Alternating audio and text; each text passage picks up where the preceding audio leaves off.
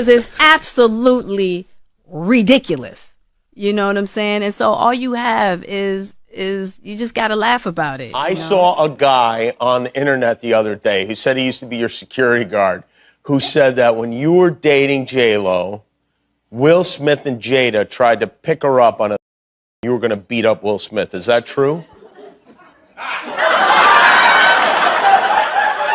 Yo, this show has gotten crazier since the last time I was No, it's all about love, though. That's not true. You really heard that? No. What? Yeah. What do you say about the allegations? There's like, like so many rumors. Anything you want to say? We suing.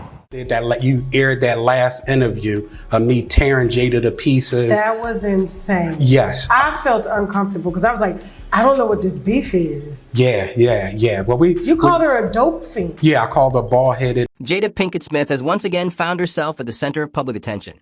But this time the focus has shifted away from red table talk or the long-standing public conversations surrounding her marriage. Instead, social media is circulating far more serious and unsettling allegations. Online discussions suggest that her relationship with Diddy may have extended well beyond professional connections or casual friendship. Some voices are now claiming she functioned as a so-called handler, someone allegedly involved in controlling narratives, silencing certain individuals, and helping ensure damaging information stayed out of public view. As Diddy's reputation and legal troubles appear to be collapsing, Jada's name has increasingly been drawn into the controversy. Many online commentators are encouraging people to closely monitor the situation, insisting that the more one investigates, the more disturbing the story becomes. According to those pushing this narrative, this moment is not sudden or random, but rather the culmination of years of quiet rumors, questionable associations, and unresolved accusations that remained ignored until alleged federal scrutiny entered the equation. Just wanted to feel good. It had been so long since I felt. And it was really a joy to just help heal somebody.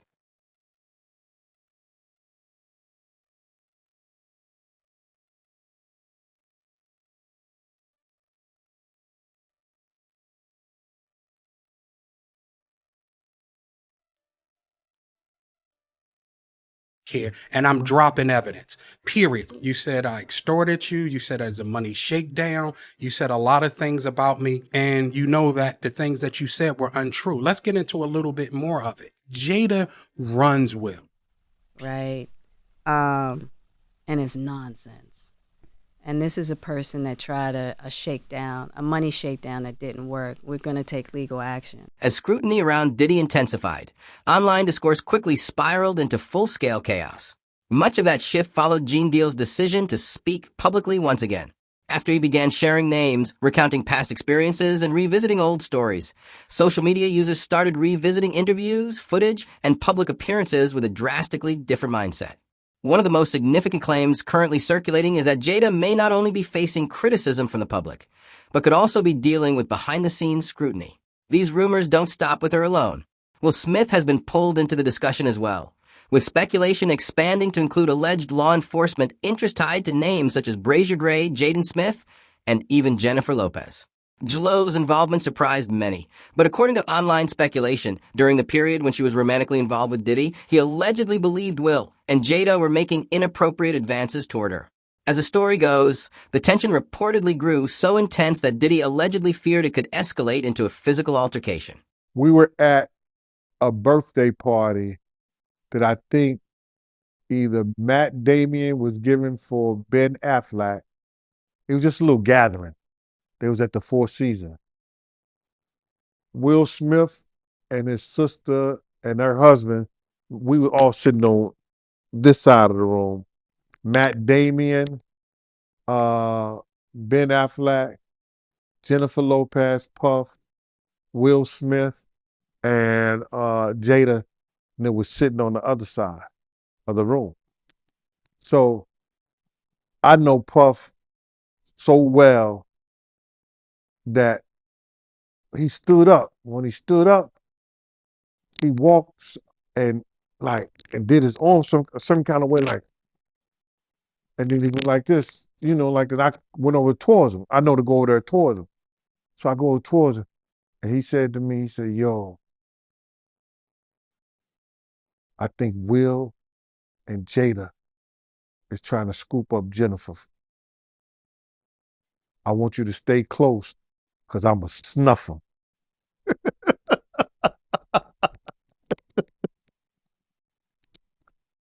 I said to myself, Will Smith gonna beat the shit out you. I could move slow enough that Will could probably get 2 or 3 punches back in. Yeah, but that shit was funny. He thought that Jada and Will was coming on too strong to Jennifer, making advances. Whether or not that particular story holds weight, it added significant fuel to a much larger conversation that had already been simmering for years. The public has long viewed Will and Jada's marriage as unconventional, often describing it as confusing or difficult to define. Over time, those perceptions were reinforced by Jada herself when she disclosed that their relationship had never been as traditional as it appeared publicly. In her memoir, she revealed that she and Will had actually been separated since 2016, long before fans or the media noticed any outward signs of trouble. Once that revelation became public, many previously held beliefs about their marriage were suddenly called into question. People began reassessing years of interviews, public appearances, and personal behavior through an entirely new lens. There are so many surprising things in the book, but the thing that surprised me the most, that I actually had to reread it because I said, is this true? Right. Was that in 2016, you and Will decided that you were going to live completely separate lives. Yes. It was not a divorce on paper, Right. but it was a divorce. So from the year 2016, which is 7 years ago now, Yes. y'all have been apart. Yeah. Will Smith later attempted to offer his own perspective, but instead of easing speculation, his comments seemed to deepen public confusion. He explained that he and Jada did not believe it was their responsibility to make one another happy. According to him, each person was accountable for their own sense of fulfillment, and they chose to come together only when they felt whole individually.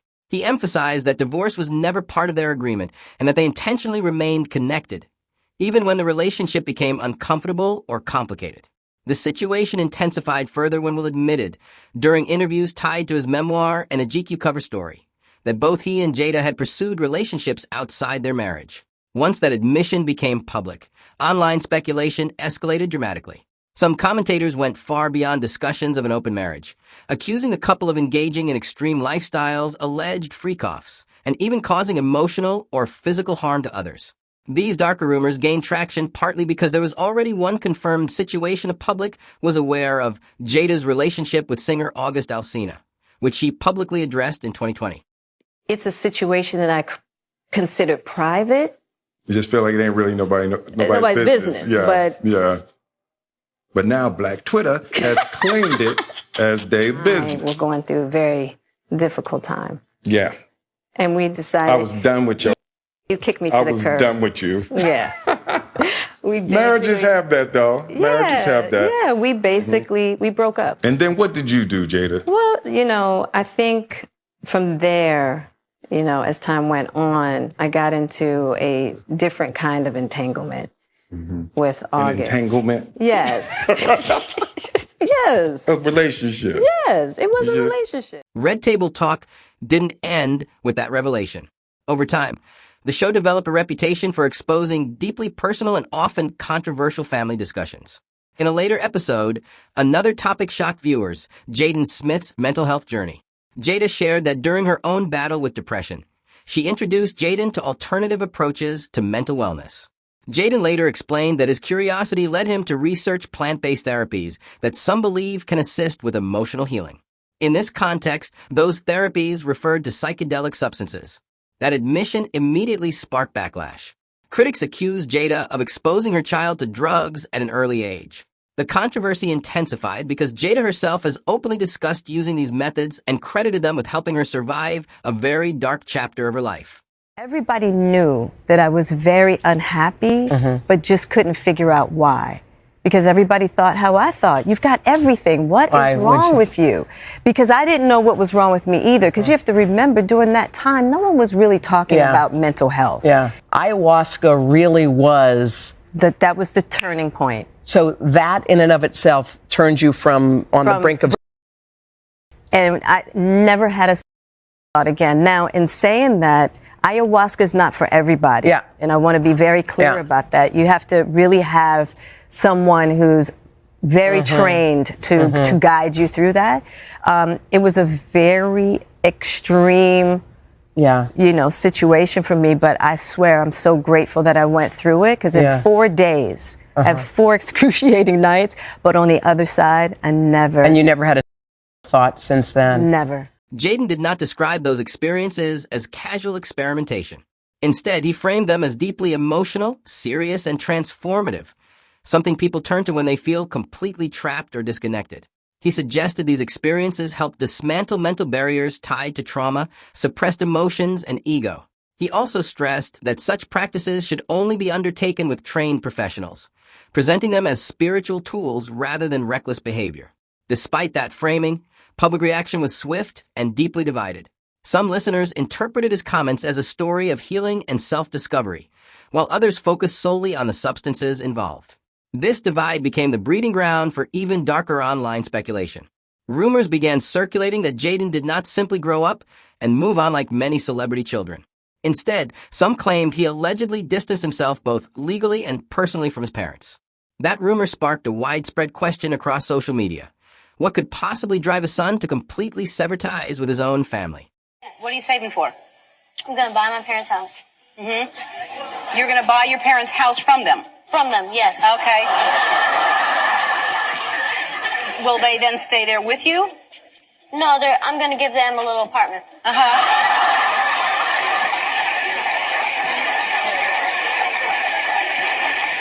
Will that be like in the backyard, or where will the apartment? That question opened the floodgates to even more disturbing allegations.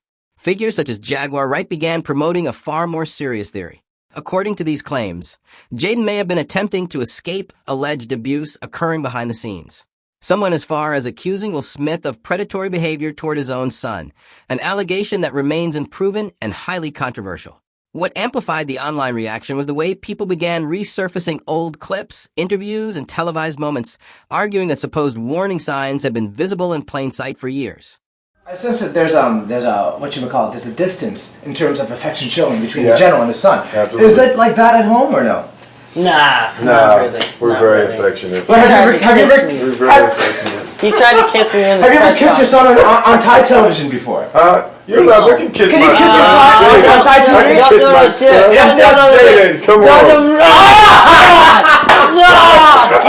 Are you okay? God, this is ridiculous. Jada, just take one, because you've been fighting me the whole press tour. Just take one. What? Just take one. I just want to Take kiss one you. what? I want to kiss you and just say Jada. Just keep a smile. Just keep a smile. Just keep a smile. According to these allegations, concerns did not end with the Smith children alone.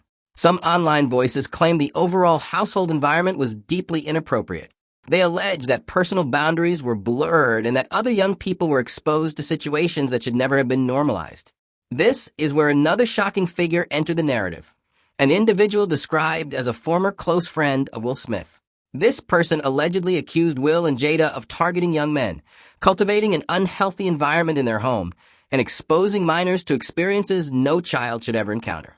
While these remain allegations, they significantly intensified public scrutiny and debate. 2 hard drives from Jada's house. So now we get into why she's even more mad. Jada will watch at the houses. She had her laptop. She would stick her hard drive in, right? Boom, and hook it up to the TV. And she could play whatever video she watching. So I'm seeing videos of her and Will and a bunch of some celebrities, everything. Because remember, the last interview I told you, if you don't sue me, I'm going to let people know who you've been hitting with them. And I said, if you don't sue, I'm going to sue. So I told you, being Muslim, whatever I say I'm going to do, that's what I'm going to do. The controversy escalated further when Bilal stepped into the spotlight and directly confronted Jada. He claimed that he privately warned her that if she failed to take legal action against him, he would speak publicly about what he said he witnessed. When no lawsuit followed, he stated that he moved forward with his claims regardless. According to Bilal, he didn't stop at public statements. He filed his own legal case. Shortly after, Reports emerged that he had left the United States, a move that only fueled further speculation and suspicion online.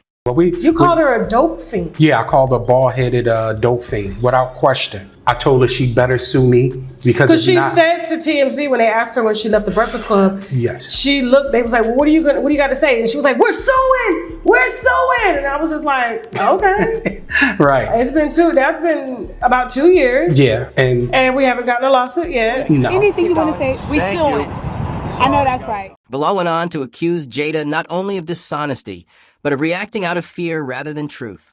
He claimed that she rushed to the Breakfast Club in an effort to control the narrative, accusing him of extortion and attempted financial shakedowns. According to his account, she did so while allegedly admitting that she did not yet have all the facts. This final chapter left the public sharply divided, with some questioning his intentions and others questioning hers, and the controversy surrounding the situation continues to intensify rather than fade. Because it's absolutely ridiculous. You know what I'm saying? And so all you have is you just got to laugh about it, you know? And it's unfortunate because... Did he ask you, like, do I look like I give off bottom energy? He was like, do you believe this? He described the situation as Jada placing both herself and Will at serious legal risk by making strong public accusations that he claims were never supported by actual evidence. According to his account, she spoke with too much certainty, too openly, and without factual backing, which he believes only escalated the problem. He later alleged that her lawyer sent him a cease and desist letter in an effort to shut him down. Rather than retreat, he claims he responded by filing a complaint against that attorney with the State Bar. That decision allegedly transformed an already volatile situation into a much larger legal conflict, attracting even more attention instead of suppressing it. Because of some business that they had, and I don't know the complete details about it, but that's about to come out because, like I told you, we're about to take legal action. Word. You should. Yeah, no, we are, for sure. I was asking how's Will dealing with it, with... Oh. Does he laugh it off? Release a statement. Will, here's one good thing about Will. Will's always going to find the funny. I figured that. Yeah, he's always going to find the funny. You know what I'm saying? And so... Y'all laughed at the... According to Bilal, the most alarming aspect of his claims involved Jaden. He alleged that there were serious and deeply troubling issues connected to Jaden that directly influenced why Jaden supposedly pursued legal independence at such a young age. Once those claims were voiced, many people stopped treating the situation as ordinary celebrity gossip or internet drama. Instead, it began to resemble something far more serious, something that suggested real harm may have occurred privately, rather than simply emotional instability or family dysfunction. One being Charles Austin, a.k.a. Charlie Mack, the federal informant. And he reached out to me through a friend, right? One of my best friends. Charlie Mack, is that the one that I believe in? I want to say allegedly, okay? Everything's alleged, even my name's alleged. It was alleged that he had touched Jaden, Will Smith's Charlie Mack, his best friend. Yeah, that's been As the allegations continued to accumulate, online discussions increasingly framed them as a possible explanation for why Jaden allegedly sought emancipation in the first place. Not for the usual reasons tied to wealth, fame, or independence, but for distance, separation from an environment he may not have felt safe in. Bilal stated that although he could not disclose everything publicly due to ongoing legal matters involving Will and Jada, he intended to reveal additional details in written form in the future. One of his most disturbing suggestions was that Jada may have attempted to silence him permanently because he was speaking too freely. He compared this claim to how people allege Diddy handled individuals who became liabilities. When I pull up to my apartment in Columbia, there are a bunch of guys with two guys with black pants and white shirt, Scientologist outfits, right? Not saying they Scientologists, who knows, right? And then there was another guy who I found out to be a private investigator, and they were by my house. So I told him to drive past, right? So he drove past, he parked. And I'm like, damn, why are they in front of my house? But the crazy thing before that, somebody sent a picture of the front of my door in my apartment and texted to me from a number. Bringing the story to the present.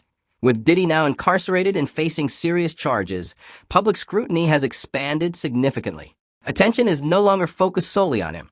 Instead, people are re-evaluating everyone who maintained close proximity to him over the years. Jada Pinkett Smith's name continues to resurface in these conversations, refusing to fade from the discussion. According to Gene Deal, the reason her name keeps appearing is due to beliefs that both Jada and Will may allegedly be connected to some of the recordings Diddy is rumored to have kept from his so-called FO nights. Gene claimed there is one specific tape circulating that allegedly shows Diddy with another man, and speculation suggests the second individual could be a major celebrity. Gene then began openly questioning who in the industry might hold more influence or power than Diddy. He mentioned names such as Will Smith and Nick Cannon, while acknowledging that narrowing it down is difficult because, in his view, the number of black A-list figures with more power than Diddy is limited. Guys that are A-listers that's bigger than Diddy is only one that I could come up with. And there's a few I could come up with. Will Smith, he's bigger than Diddy. I would think Nick Cannon is bigger than Diddy. Who else on the black that are black actors or black in the business that's an A-lister that's bigger than Diddy? Gene then took the speculation a step further. He suggested that if the individual on the tape truly is a high-profile celebrity, it may not even be someone from the hip-hop industry. He reminded audiences that Diddy's reach extended well beyond music and deep into Hollywood's elite circles. Gene referenced a Rat Pack-style intergroup, though he avoided naming anyone directly, saying he didn't want to be targeted again for speculation. Still, his remarks caused many to look at the Smiths with increased suspicion. He did not portray Will and Jada as outsiders observing from a distance. Instead, he described them as insiders, attending the same private gatherings, entering the same restricted spaces, and operating within the same powerful circles where people allege actions occurred that never reached public awareness. According to him and others, this wasn't harmless celebrity networking. It was a tightly managed environment where certain behavior was allegedly protected, concealed, and normalized. Gene then raised another unsettling possibility. What if the individual on the tape isn't black at all? He argued that such a scenario would still align with how far Diddy's connections extended into Hollywood. And I don't even say their names, but they said I got their names wrong last time. If this person really is a top-tier celebrity, it might not even be someone from the same hip-hop circle. He pointed out that Diddy didn't just run with one group. He had access to Hollywood's elite, too. He mentioned that Rat Pack-style crowd, but avoided saying names too confidently because he didn't want to get dragged again for mixing people up. But I heard that that's not only the tape that's being shot. There's some other tapes out there, other people. That was when Gene mentioned a name that caused many people to pause. He suggested that if the person involved was young, massively famous, and not black, Justin Bieber could be a possibility. Once that name surfaced, the discomfort intensified. People began pointing out that Bieber, Will Smith, and Diddy had all occupied the same elite industry spaces at different times. Suddenly, the internet started drawing connections no one had explicitly asked for. As speculation reached its peak, Jaguar rights allegations resurfaced and dramatically shifted the tone. Jaguar has long claimed that Jada's influence over Will extended beyond personal or romantic dynamics. In her view, it reached into deeper power structures, the same elite circles Diddy allegedly navigated. She describes these spaces as environments where behavior that would deeply disturb everyday people is treated as acceptable behind closed doors. When revisiting the Chris Rock slap, Jaguar said she doesn't believe Will acted impulsively. She noted that he initially laughed like everyone else, but everything changed when Jada reacted. According to Jaguar, that moment triggered something in him, and events unfolded immediately afterward. Dwight? If he's bigger than Diddy, and he's not none of the names that I said, probably so. Jaguar doesn't make isolated accusations and then move on. She consistently returns to the same central message. In her opinion, this level of chaos only exists in elite environments where rules are applied selectively. She believes figures like Diddy don't remain powerful for decades by coincidence. They survive because they are protected. She insists Jada was never an outsider in that world. Jaguar portrays her as someone who moved comfortably within spaces where behavior that would horrify ordinary families was excused as growth, self-expression, or lifestyle choice. She then referenced something that caused many people to stop and reassess. It wasn't a rumor or a private claim, but something she says appeared publicly online. She treated it as visible proof that personal boundaries were never respected to begin with. Something didn't make him snap anything. He laughed at that bad joke that Chris said like everybody else. And then Jada looked at him and it was like the Manchurian Candidate. Not the Manchurian. Not the Manchurian. God damn it. Here is an angle most people have not seen. Look at Jada's reaction.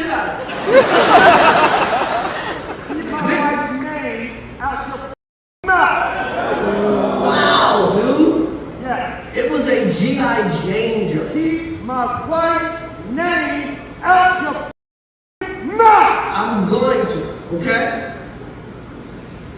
So I can go.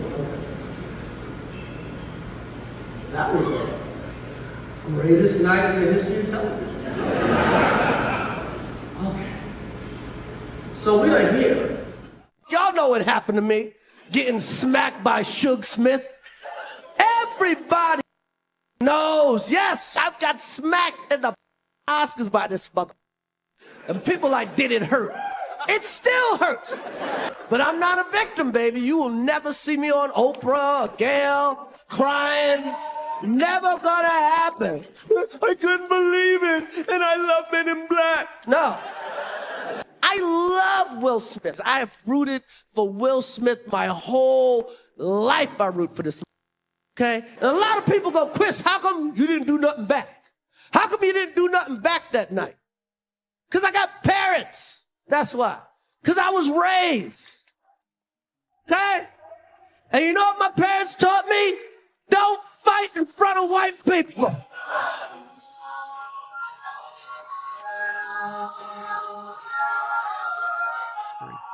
From there, Jaguar's commentary grew even darker and more graphic. She urged listeners to confront just how disturbing the alleged circumstances truly were. Her descriptions were deliberately unsettling, meant to strip away excuses and euphemisms. She repeatedly emphasized one core truth. A child is still a child, no matter how people attempt to reframe, justify, or minimize the situation. On social media. She was 13 with a 22-year-old man in her bed. Saw that. It's no big deal. They were just hanging out. According to Jaguar, what makes the situation even more tragic is her belief that the harm extended beyond Will and Jada's own children. She claims other young people in their orbit were also influenced, damaged, or corrupted while under Will's protection. In her view, the most infuriating aspect is that she does not believe Will has taken responsibility for any of it. She argues that until accountability is addressed for every young person affected, the story remains unresolved. She repeatedly references names like Brazier Gray and August Alsina, while continuing to revisit the unanswered questions surrounding Will's son. That could be his Saturday night in LA. So. And he's up in your daughter's bed. Yeah. With his shirt off, frolicking. Jaguar then shifted from individual cases to what she sees as a repeating pattern. She described a cycle involving young men who become close to Will and gradually begin to change. She pointed to noticeable personality shifts, unsettling public moments, emotional collapses, on-camera outbursts, and behavior that appears unstable. In her view, these are not random celebrity issues. She frames them as red flags, signs that often emerge after trauma. Has anybody seen Bilal? Come on. I asked him. Didn't I ask for him last? Where's Bilal? Is he missing with Cuba? Have they all moved to Bali with Russell Simmons and Kevin Love? Jaguar placed significant focus on Brazier Gray, and her tone became notably emotional. She said the most heartbreaking part is not only what she alleges happened to him, but that she believes he is still searching for approval from the very industry she claims harmed him. She predicted that the system will continue dangling promises of a comeback next year or soon, just enough to keep him compliant and quiet. She made it clear she does not trust those assurances. She issued a stark warning, stating that if anything happens to him, no one should act surprised, because she claims she has been sounding alarms for years. She also publicly acknowledged Mourad Morelli, saying she respects his commentary because she believes his experience as an SA survivor allows him to recognize patterns others miss. Guys do weird things in their house, and young men have left their house screaming to get away from them in their mentorship. Meek Mills, Bashir Gray, let that house screaming. August the only one that stayed, and I guess he was really sick. He needed a dog. And that was they kids' friend. Jaguar also claimed she attempted to intervene privately. She said she tried to push people away from harmful influences and guide them towards safer paths, but believes her efforts were blocked. Her accusation is direct. She thinks money and public image were prioritized over Brazier's safety and mental well-being. As she continued speaking, her conclusion became unmistakable. She does not believe any of this occurred by accident. In her view, it was permitted, enabled, and actively protected. Diddy for what Will and Diddy did to him. With Jaden and Justin present, that tape exists. In Jaguar's account, Diddy was never operating alone. She describes a larger system surrounding him: parents, executives, mentors, celebrity families, and powerful insiders who allegedly created access, ignored warning signs, and normalized harmful environments. She is explicit about where she believes Will and Jada belong within that system. She does not see them as victims or passive witnesses, but as trusted insiders. That is what makes the story even more disturbing. Because if even a portion of these allegations are true, then this wasn't a single individual acting in secrecy. It was a network of influential people shielding one another while harm continued. Which leads to the final question: is Jada truly being exposed, or is this yet another distraction designed to obscure a deeper truth? And will Jaden and the others ever see real accountability? Share your thoughts below and subscribe for more. Star for television when the truth is she wasn't nothing but a dealer's. That's all she ever was. She went from dealer to dealer, and then she snitched on whoever she needed to snitch on until she could get to the bigger bag, until she got with Harry Lair, my friend who raised Bashir in $1 million home. Your whole book is lies, Andy, and I hope anybody that bought it asks for a fucking refund and demands it comes out of your pocket.